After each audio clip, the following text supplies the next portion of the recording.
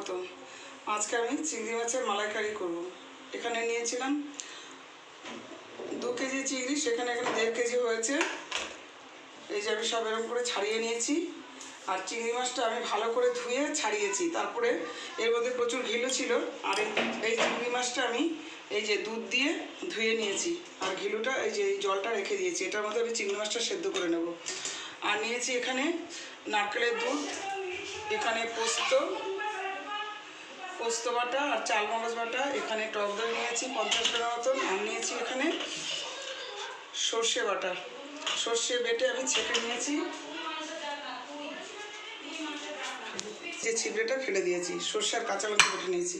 আর এখানে নিয়েছি ওই যে চিংড়ি মাছটা যে প্রচুর ঘিলু ছিল, সেগুলোকে আবার মিক্সিতে পেস্ট করে এই যে এটা নিয়েছি পুরো হলুদ। এটা দিলে ভালো টেস্ট হবে। এবার আমি চিংড়ি মাছটা এই দুধ জলের মধ্যে এটার মধ্যে আমি সেদ্ধ করে নিচ্ছি।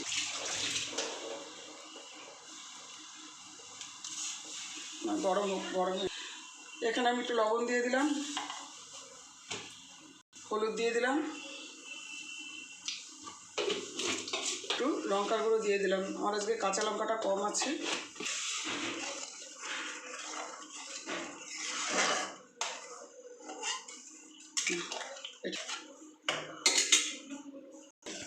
চিংড়ি মাছের জলটা ফুটে উঠেছে। এবার আমি এই গরম জলে চিংড়ি মাছগুলো দিয়ে দেবো।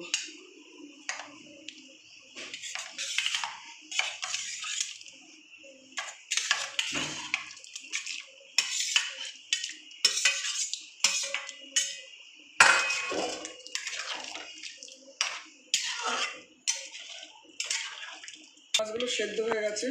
এরকম সেদ্ধ করে নিলে বড় বড় থাকবে, না হলে যদি ডাইরেক্ট করি তাহলে কিন্তু চিংড়ি মাছটা ছোট হয়ে যাবে। আমি মিক্সিতে পেস্ট করে নিয়েছি, করে ছিবড়েটা ফেলে দিয়েছি। এবার এটা দিয়ে আমি জল দিয়ে কমিয়ে নেব। এটা যখন গাঢ় হয়ে যাবে তারপরে আমি মালাইকারিটা করব।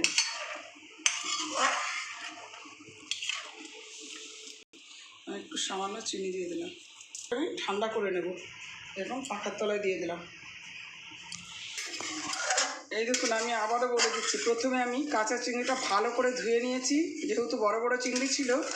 তারপর ধুয়ে তারপর আমি চিংড়ি মাছটাকে ছাড়িয়েছি এবং মাথাগুলো আমি সমস্ত মিক্সিতে পেস্ট করে, ঘিলু তো প্রচণ্ড ঘিলু ছিল, মিক্সিতে পেস্ট করে তারপরে আমি ছাঁকনি দিয়ে চিবড়েটাকে ফেলে দিয়েছি। আর এইটাকে নিয়েছি, এটাকে আমি জাল দিয়ে নাও। আর গোটা চিংড়িটাকে আমি আবার দুধ দিয়ে ধুয়েছি, ধুয়ে এই ঘিলুটা সব আর মাথার ঘিলুটা সব একসাথে এইসব জাল দিয়ে নিলাম। ঠিক আছে, এই কড়াইতে একটু টানিয়ে নিলাম। এইবার আমি এটাকে নামিয়ে দেবো। এই যে হয়ে গেছে, এই নামিয়ে দেবো। কড়াইতে আমি সর্ষের তেল দিয়ে দিলাম, তেজপাতা,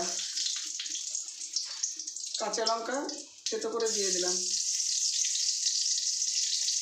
আর দিয়ে দিলাম কালো জিরে 1 বাটি। এই যে আমি দিলাম সর্ষে বাটা, টক দই ফেটিয়ে নিয়েছি।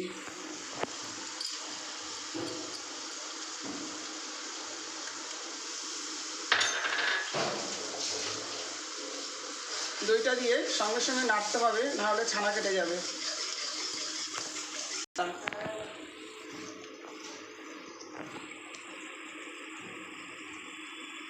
এটা আমি একদম নেমন্তন্ন বাড়ির চিংড়ি মাছের মালাইকারি করছি। কোনো ছিবড়ে দিইনি, সর্ষের ছিবড়ে না, নারকেলের ছিবড়ে না, একদম ফ্রেশ। এটা একদম গায়ে গায়ে তেল তেল হবে আর গড়িয়ে গড়িয়ে ভাত খাবে। এই মাছগুলো দিয়ে দিলাম।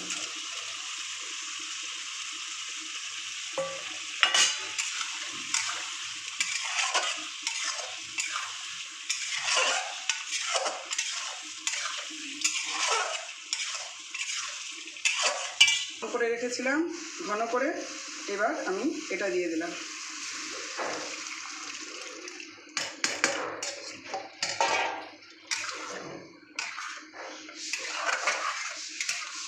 দুধটা দিয়ে দিলাম।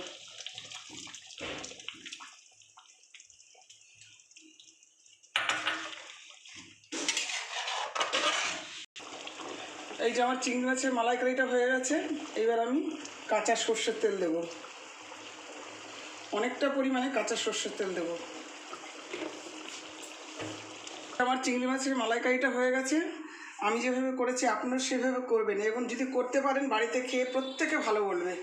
এবং ভালো লাগলে লাইক কমেন্ট শেয়ার করুন, পাশে থাকা বেল আইকনটি ক্লিক করবেন, এবং সকলেই সুস্থ এবং ভালো